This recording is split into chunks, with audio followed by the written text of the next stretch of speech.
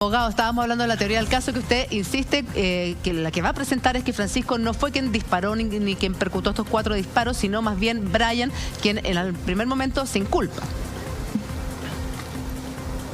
Mira, lo primero para aterrizar la discusión, es importante que todos los imputados estuvieron en prisión preventiva en algún momento. Francisco, Gerardo, Fabio y Brian.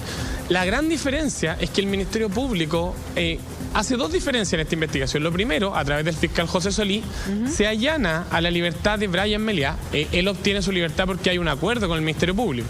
A diferencia de Gerardo y Francisco Huayquipán, que esta defensa tuvo que pelear tanto en el juzgado de garantía como en la Corte de Apelaciones su libertad, cuestionando la participación de autor que se le imputaba. Y lo cierto es que si uno revisa toda la carpeta investigativa, si uno revisa todos los antecedentes de la acusación, no hay absolutamente ningún elemento, ni los videos, ni los testimonios, ni las pruebas técnicas que puedan permitir sostener que Francisco Huayquipán disparó el arma homicida. Eso es lo primero. Por lo tanto, lo que nosotros cuestionamos es la participación en el delito. Lo que nosotros creemos es que ellos, ninguno de los dos, ni Gerardo ni Francisco, tuvieron una participación material en el delito, que es lo que sostuvimos siempre y que es lo que motiva la libertad de Francisco y Gerardo Huayquipán a través de la Corte de Apelaciones, que confirma, primero revoca en un caso y en el otro confirma la resolución que les da la libertad. Eso es lo que se va a discutir en este juicio, porque discutir que hay una víctima terriblemente, una situación fatal con la víctima que falleció, es algo que no vamos a discutir. Lo que vamos a discutir es que ninguno de mis 2 clientes efectivamente cometieron el delito. Y eso es lo relevante en esta discusión y lo que nosotros vamos a sostener. Ahora, la participación que se pueda dar, directa o indirecta, es una cuestión que se va a ventilar en el juicio, pero que lo que nosotros sostenemos es que ellos no tuvieron una participación, estuvieron en un mal momento, en un mal lugar y cometieron el error de irse del lugar junto a los demás coimputados. Quizás debieron haberse quedado ahí, esperar a la policía y hacer las denuncias, pero es una situación que también es entendible a la luz de una situación extrema. Nadie está esperando que una persona saque un arma y dispare y estar en el lugar de los hechos. Eso fue lo que ocurrió y por lo tanto es lo que nosotros vamos a defender en este juicio. Abogado, aquí se ha hablado de que es posible que su cliente o la familia de su cliente le haya pagado a este tal Brian para que cambiara la versión. ¿Qué nos puede decir respecto a eso? Que en el Centro de Justicia, en los tribunales orales, en lo penal, lo que se discute no es farándula, lo que se discute son hechos y derechos. Los hechos se tienen que probar a través de los medios de prueba, testigos, peritos, documentos, hay videos y cámaras del lugar de los hechos. Decir que alguien le pagó para confesar en un delito por el cual tú arriesgas sobre 10 años y un día de cárcel, yo no sé cuánta plata te tendrían que pagar para echarte la culpa respecto a un delito que puedes estar 10 años en la cárcel. Yo creo que esa tesis es poco plausible, es poco seria y es ilusoria. Por lo tanto, es algo que pueden discutir en los matinales o en la prensa, pero no es algo que se vaya a ventilar en el juicio porque es poco serio. Yo parto de esa base. Ahora, también perdón, Julia, pero también se ha hablado de que cuando ocurre el hecho, el homicidio, en el barrio y en el club de fútbol, el mensaje que comenzó a viralizarse era que el Pancho había matado al Seba. El Pancho de Francisco Huayquipán Jr. Entonces también surge la idea inicial de que había sido él el que lo mató. O sea, yo no tengo información de eso porque no vivo en el barrio ni voy a las canchas donde ocurren estas cosas, pero lo que sí te puedo decir que eso que tú estás señalando es un cagüín de alguna forma que tú me estás diciendo porque yo no lo conozco y que no rola o no está en la carpeta investigativa ni se ha discutido siquiera en la audiencia donde se le ha pedido prisión preventiva.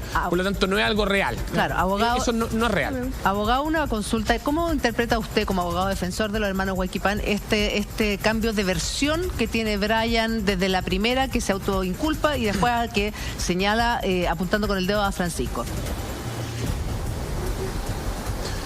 Yo creo que primero es una decisión atípica. Todos los abogados que se dedican a esta área saben que un delito de homicidio puede necesariamente va a determinar que los imputados lleguen en prisión preventiva al juicio oral. Claro. Es cosa de ver el caso de Rafael Garay, que por un fraude, que creo que en la protección de los bienes jurídicos está mucho más abajo que un homicidio, llegó en prisión preventiva al juicio oral y así ocurre en la mayoría de los casos.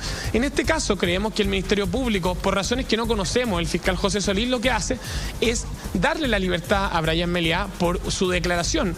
Con una declaración, creemos, acomodaticia en un caso donde los imputados y los testigos han declarado por lo menos 2 o 3 veces y dándole la libertad a Brian Meliá, apunta la investigación en contra de Francisco Huayquipán, pero sin tener ningún antecedente serio, claro, sólido, que permitiese efectivamente sostener que él disparó. Acá lo que ocurre es que las pruebas técnicas lo que dicen y lo que hace cambiar al Ministerio Público su investigación es que la primera versión, donde Brian Meliá confesaba que disparaba de una forma, de tal lugar y en tal dirección, no era real por las pruebas técnicas, la constitución de escena, informe balístico y autopsia. Y eso es lo que deja en evidencia la declaración, que la declaración primera no era real, pero en ningún momento dice ninguna prueba técnica que, por el contrario, hubiese disparado otro imputado. Y ese creemos que es el error que comete el Ministerio Público, que finalmente determina que hoy día se enfrenta a un juicio donde hay versiones contradictorias. Hay imputados que sostienen una versión y un solo coimputado que sostiene que fue Francisco Guayquipán. Y eso es lo que se va a discutir. Por lo tanto, creemos que hoy día el Ministerio Público se enfrenta a un juicio complejo, Ramón, donde no tiene ningún elemento que permita sostener efectivamente quién disparó. Lo que nosotros creemos que, además de eso, nuestros clientes tienen una versión que van a prestar una declaración en el juicio con su versión que señala que Francisco Guayquipán no disparó y que no es una primera versión. Francisco Guayquipán declaró ante el juzgado de garantía porque el Ministerio Público se negaba a tomarle declaración. Hay una pericia que tomó la pólvora de las ropas de Francisco Guayquipán y del coimputado, y esa pericia dice que las ropas de Francisco Guayquipán no tenían rasgos de pólvora compatibles con un disparo. Y esa pericia, que es del año 2016, Ramón, se la pedimos por lo menos 5 veces al Ministerio Público. Y solo el Ministerio Público la entregó más de un año y medio después, porque el Tribunal de Garantía en la reapertura de la investigación lo obligó. Por lo tanto, creemos que si eso no es una investigación sesgada, donde se oculta una pericia tan importante como esa, que puede tener cualquier valor probatorio en el tribunal, pero que se oculta o que al menos sorpresivamente no aparece en más de un año y medio y que aparece con la obligación del tribunal al fiscal, creemos que algo que a lo menos va a ser cuestionable y que determina que nuestro cliente no disparó el día de los hechos. Perfecto. Sí. Ramón, una pregunta. ¿Significa, por todo lo que tú describes, significa que este caso podría terminar sin culpable, sin la condena de una persona, del autor de este crimen? No, esa es una aseveración muy arriesgada de mi parte, pero lo que yo sí creo es que el Ministerio Público se enfrenta a un juicio donde va a haber declaraciones diversas y contradictorias de los imputados y no hay ninguna otra prueba que permita sostener quién disparó. Vamos a ver qué es lo que resuelve el tribunal. Podrían haber una serie de hipótesis que se podían dar en la sentencia.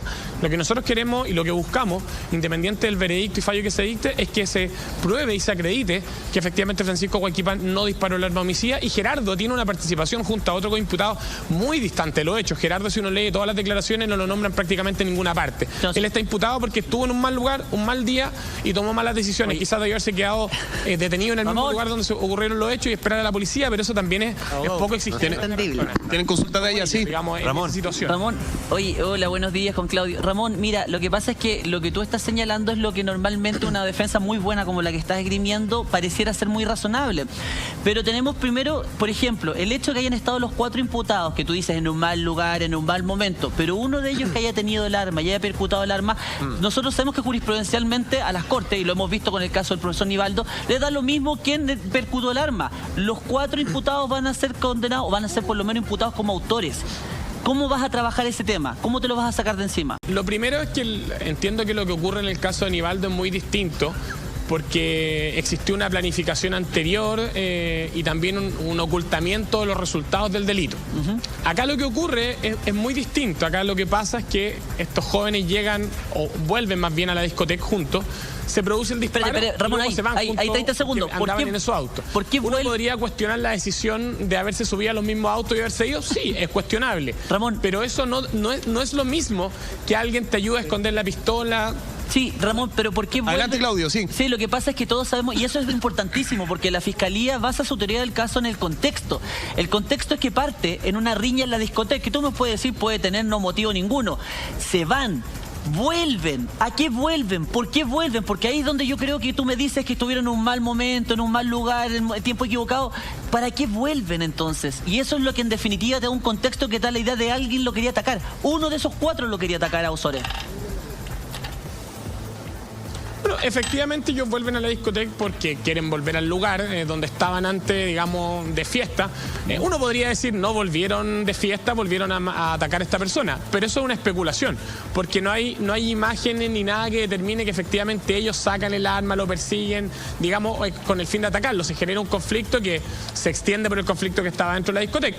Yo entiendo tu pregunta. Ahora, lo relevante es que independiente que todos sean autores, como tú eres abogado, las penas en abstracto suben con agravante y bajan con atenuante, y lo que creemos nosotros es que en primer término la versión que dan los hermanos Guayquipán es la correcta, y a ellos se les debería tener por contemplar a lo menos 2 atenuantes, el artículo 11, número 6, 11, número 9 en el evento que los condenaran, y la pena tendría que ser muy inferior a la pena que tenga aquel que no ha dado una versión real, y eso es una realidad que el tribunal va a tener que sopesar en su momento al dictar la sentencia.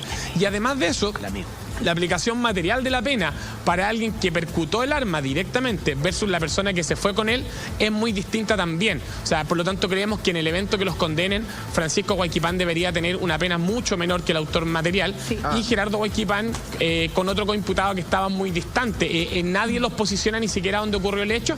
Creemos que con lo difícil que es la complicidad en Chile, podría darse esa figura también respecto a ellos dos. Ahora, lo que nosotros vamos a sostener es que ellos no son autores materiales y por lo tanto deberían ser absueltos del delito. Si eso muta en torno efectivamente a que ellos tengan algún tipo de participación, lo que a nosotros nos preocupa es que efectivamente se acredite. Y ojo, lo que también les preocupa a ellos, digamos, moralmente. Para ellos es muy importante que se sepa la verdad, y la verdad es que Francisco Huayquipán no disparó, independiente de lo que ocurra, digamos, en la sentencia después de lo que resuelva el tribunal. Y eso es muy relevante porque a ellos se les ha imputado por diversos medios de comunicación, no por el fiscal que estuvo hoy en la audiencia, sino que por el fiscal Solís se les imputó directamente que eran autores del homicidio, que se habían arrancado, que habían perseguido, y por lo tanto creemos que eso también es bien relevante en un caso, que se sepa lo que realmente ocurrió, independiente de lo que ocurra después de la sentencia. Ramón, tú dijiste algo muy importante, que es que el peritaje balístico revela que Francisco no tenía rastros de pólvora en su cuerpo, en sus manos. ¿Eso está determinado así para despejar? No, es un peritaje químico que se hizo cuando ellos se entregaron. Y eso demuestra que Francisco no tenía rasgos de pólvora compatibles con un disparo y el coimputado sí los tenía. Ya, entonces cuando tú dices, te estás hablando de Brian sí los tenía. Ustedes tienen todas las versiones. Sí, ya, por eso te digo, o sea, ese elemento es que ese elemento es muy importante. Ahora bien, para no, por ejemplo, considerarlo como autor de los hechos, pero tú también dejas ver o dejas entrever que sí el tribunal podría considerar que tuvo la calidad de cómplice o encubridor, por ejemplo. O sea, es que en un juicio oral pueden pasar diversas cuestiones, y dentro de las hipótesis que se pueden dar puede ser que los condenen como autor, puede que se condenen a uno como autor y a otros como cómplices. La complicidad es difícil en Chile porque el artículo 15 del Código Penal establece un ámbito muy amplio para la coautoría, incluso de aquellas personas que presencian el hecho sin tomar parte en él. Por lo tanto, es algo que se va a discutir. Uno puede tener en todo juicio peticiones principales y subsidiarias, que a nosotros lo que nos importa principalmente, independiente de lo que técnicamente se pueda discutir, es que se demuestre que Francisco Huayquipán no disparó el arma, como se ha dicho durante ya casi 2 años en la prensa.